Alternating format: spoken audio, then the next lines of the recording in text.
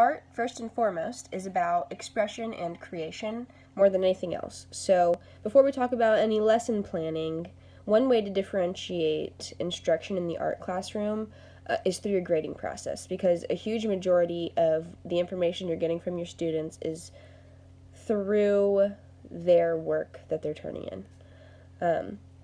So we have to remember that not every student is going to be a natural artist, and on top of that, art itself is subjective, so something you think is great, I could think is not so great, and vice versa. So we need to grade based on creative potential and the effort the students put in, and how well they've grasped the concepts, but not necessarily how realistically they can draw a glass bottle, okay? The next differentiation technique is something that I would use in this actual lesson, and the lesson I want to focus on is the one that I've been using for this entire course thus far.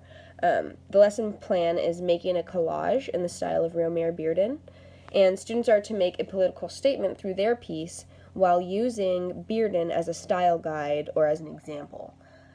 This allows students to choose almost everything about their piece, and this generation of students is very politically inclined, as I've noticed, and they have very strong views and they're passionate about what's going on in the world.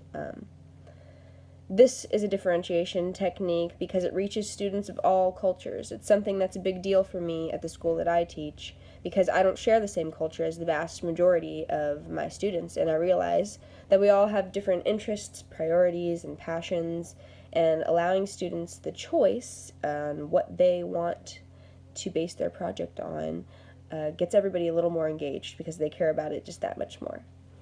And then one more differentiation technique used in this lesson is connecting the content to real life, and we'll be using Romare Bearden's background, culture, and beliefs, or we'll be learning about his background, cultures, and beliefs, and how he displayed them through his artwork.